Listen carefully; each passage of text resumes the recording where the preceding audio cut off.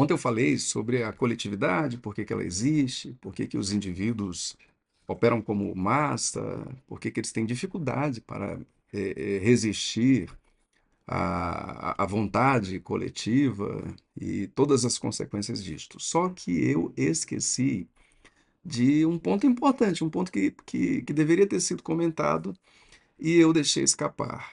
É, um acréscimo que Freud faz sobre esta questão. Então, só recapitulando.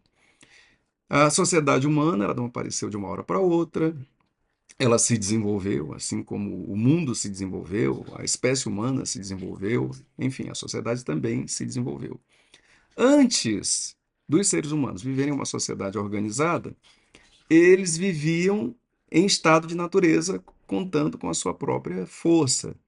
Quando a sociedade surge, a sociedade vem com a proposta de que, unidos, todos estariam muito mais protegidos. Contra o quê? Contra os perigos externos, os perigos da natureza, e contra si mesmos, né? Porque o Hobbes, né? Homo lupus omni, todo mundo conhece essa frase, o homem é o lobo do homem, então havia um perigo em relação aos seus iguais.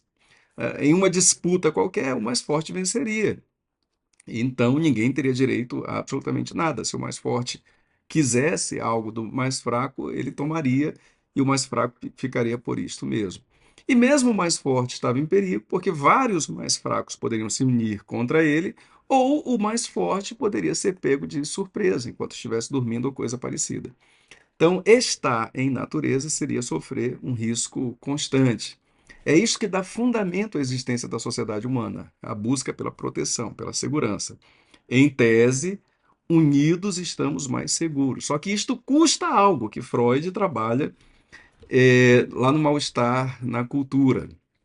Custa o quê? Custa a nossa liberdade. E a liberdade, esse canal aqui, ele também é um canal libertário, né? Um canal que fala sobre a importância da liberdade humana em todos os seus sentidos. E o libertarianismo tem este problema com o Estado, por exemplo. Né? O Estado, o Leviatã, é a grande ameaça à liberdade das pessoas. E neste sentido, Freud também foi um libertário. Que fique bem claro que eu não estou dizendo aqui que Freud se intitulava libertário, né, que oficialmente, mas nesse sentido, sim, ele foi, porque, olha só, olha o que Freud entendia, que secretamente cada pessoa ela conspiraria contra a organização social, apesar de precisar da organização social, apesar de se sentir menos, digamos assim, inseguro dentro da organização social do que se sentiria fora dela, mas o indivíduo fica ressentido. Por quê? Porque estar ali lhe custou um alto preço, que foi a sua própria liberdade. E aí, se por um lado, conscientemente, a pessoa celebra, quer se incluir, quer fazer parte da vida social, dos ritos sociais, inconscientemente ele conspira contra a liberdade. A liberdade não. Ele conspira pela liberdade e contra a sociedade, que representa a sociedade. A sociedade, naquele momento, ainda não era Estado, né? Pelo menos não formalmente, não era um Estado. Mas, enfim, aquele proto-Estado lhe representaria a castração do indivíduo. Agora, os seus desejos precisam ser suprimidos. Agora, a sua liberdade de fazer está limitada. Agora, ele precisa dar uma explicação. Agora, ele tem que abrir mão do poder da sua força, da sua autonomia. E as restrições só aumentam, né? Na medida em que mais pessoas aparecem para viver sob uma mesma jurisdição, mais vontades precisam ser combinadas, mais problemas surgem, problemas que não eram previstos antes. Porque imagina só, no primeiro momento, a questão era só isso aqui. Ah, nós estamos indefesos lá fora. Podemos ser atacados por bestas selvagens. Lá fora, podemos ser atacados por nós mesmos, o que seria, no caso, o maior problema, né? Porque em relação aos outros animais, aos riscos, com as outras criaturas, seria só uma questão de alimentação, algumas vezes disputa territorial, mas de maneira geral nem a disputa territorial. Agora, em relação aos outros, não, né? Aí vem disputas territoriais, disputa por mínimas coisas que podem ser cobiçadas pelo outro, né? Família, mulher, enfim, né? E aí o risco era muito grande em relação aos outros. Então, antes da vida organizada em civilização, o problema era só esse: a insegurança de se viver lá fora, a insegurança de se viver fora da proteção social. Este era o único problema. Agora, quando a vida social começa a se desenvolver, aí outros problemas acontecem. Assim, por exemplo, o que dá fundamento à lei? Né? De onde surge o poder da lei? Em tese, o poder da lei deveria vir da concordância coletiva. Nós todos concordamos em relação a isto aqui e pronto. Né? Agora vai valer assim, porque toda a coletividade concordou. Em princípio, parece que os primeiros faziam assim. Então, todas as tribos, toda a tribo, todos os membros da tribo, eles aceitavam a lei, e daí, dessa aceitação coletiva, provinha o poder das leis. Só que logo começaram a surgir os chefes tribais, ou os conselhos que chefiavam as tribos, e logo, logo, interesses dentro, agora dentro, né, entraram em questão. E aqueles que tinham o poder de formular leis, de fazer com que essas leis valessem, imediatamente começaram a se aproveitar disto. Entende? Então agora, olha como é que a coisa fica, né? A pessoa abre mão da sua liberdade, não encontra aquela segurança que ela imaginava. A segurança não é completa, ela abriu mão da sua liberdade porque estava insegura. Então, a, o que ela esperava receber, que era segurança, ela percebe que ela não recebe.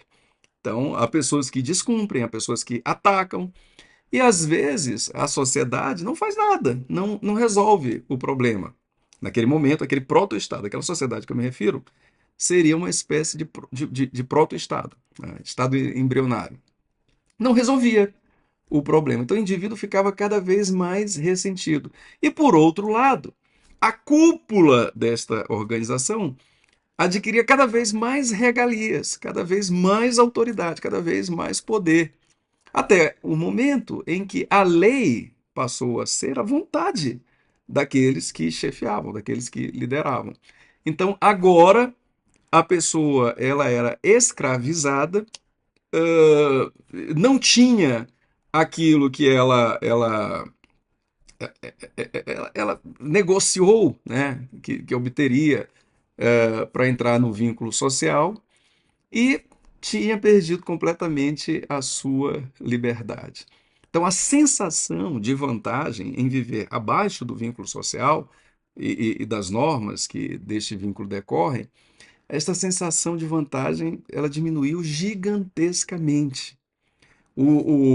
A sensação de vantagem era minúscula. A única coisa que continuava valendo era o medo de como seria caso a pessoa se libertasse. Né? É como vocês já viram aquela expressão de que, nossa, aqui está ruim, mas lá fora é pior do que aqui. É mais ou menos isso daí. Né? Eu nem sei exatamente como seria. As pessoas enfraquecidas pela própria vida coletiva não queriam sequer testar. Então, agora, não havendo vantagens, ou a sensação de vantagem sendo pequena demais, como é que as pessoas se sentiam? Se sentiam cada vez mais aprisionadas. E diante deste sentimento, as tensões internas começavam a aparecer. E estas tensões internas eram movidas fortemente pelo sentimento de ressentimento, pelo grande ressentimento que cada um carregava dentro de si, pelo simples fato de ser um ser social. Então, olha que ambivalência, que é algo muito constante na teoria freudiana, né? Se por um lado a pessoa teme sair, por outro lado é como se ela quisesse destruir aquilo tudo. Eu não quero sair, eu não consigo sair porque talvez lá fora seja pior do que aqui, Mas eu quero destruir, eu quero que tudo isso aqui acabe, aí não apenas eu sairei, né, mas todos sairão. A destruição do vínculo social, inconscientemente, seria como uma espécie de libertação de todos, né? Todos agora voltaram ao mesmo estado. Então, no fundo, a única coisa que mantém o indivíduo, segundo essa visão, é o fato de que ele não deseja ser pior do que os outros. Ali tá ruim, tá muito ruim, mas todos estão na mesma ruindade, digamos assim, né? Então, ele não quer uma circunstância que corra o risco de ser pior do que a circunstância ruim dos outros. E por isso ele se mantém, mas inconscientemente ele trabalha, ele faz coisas, ele cria tensões, ele coopera para que aquilo deixe de funcionar.